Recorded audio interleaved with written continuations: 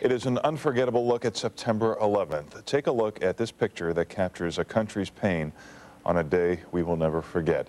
It comes from a new book out entitled Requiem, Images of Ground Zero. And joining us this morning, the man behind the lens, Marlon Suson, who is from Barrington originally. Yeah. Good morning. Hi, how are you? Wonderful, and a special shout out to your mom. My mom, Sharon, yeah, out in Crystal Lake. Crystal Lake, excellent. So you're in New York, and the reason you are documenting these pictures of Ground Zero is because you're with the fire department. You're the only person to do this? Yeah, I was the official archive photographer for the Firefighters Union in New York, and so that was my main job there, to document the recovery effort at Ground Zero. All right, let's take a look at some of these pictures. Here's our first one. Sure, this is firemen digging, looking for their missing brothers at Ground Zero in January. All right, let's take a look at the next one. That's the Union Square Candle Shrine on September 12th, and that was, but people went there to pray, basically, and that was a letter left in the rubble. Okay, let's take a look at the next one. That's my friend Chief Joe Pfeiffer, who was there when the planes first went in, and he's cradling the American flag that was used to cover his brother Kevin when he was walked out of Ground Zero. This is a recovery. These are 7 firemen trudging up a mud hill carrying one of their fallen firefighter brothers. This is my friend Chief Zadarico on the left, holding the microphone so a Ground Zero chaplain can say prayer over a fallen civilian who's right underneath them.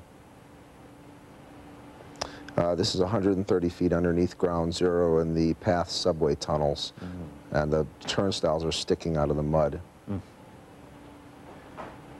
It's my friend Lee Ielpi. He lost his son Jonathan, and he's looking down at the helmet that was recovered near his son's body on December 11th, 2001.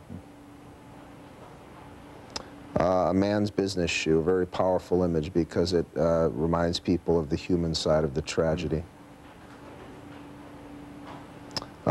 Business cards. I would often find things in the rubble that would just move me emotionally, and that was one of them. Why is that? Because you can connect them with the people. It's not just an image of towers falling. You actually have things that were in someone's briefcase or in their office that morning. Yeah. That is a van that is a bombed-out van in the parking terminal just by the PATH subway train. Wow. Yep.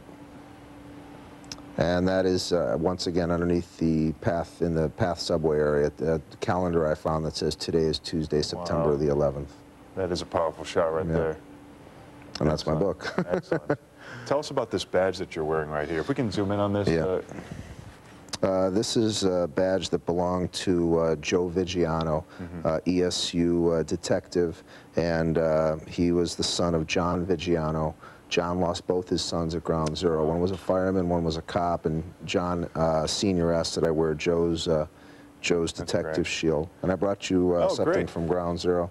This is a piece of glass from the North Tower. Wow. And this is a FDNY badge pin. That is amazing. That's very nice of you. Gary, thank you for coming in. My pleasure. And sharing your stories and your fantastic photographs. Requiem, Images of Ground Zero, Barnes & Noble, Webster and Clyburn at 7:30. If you'd like to meet Gary, there's the information. Again, Webster and Clyburn at 7:30 tonight.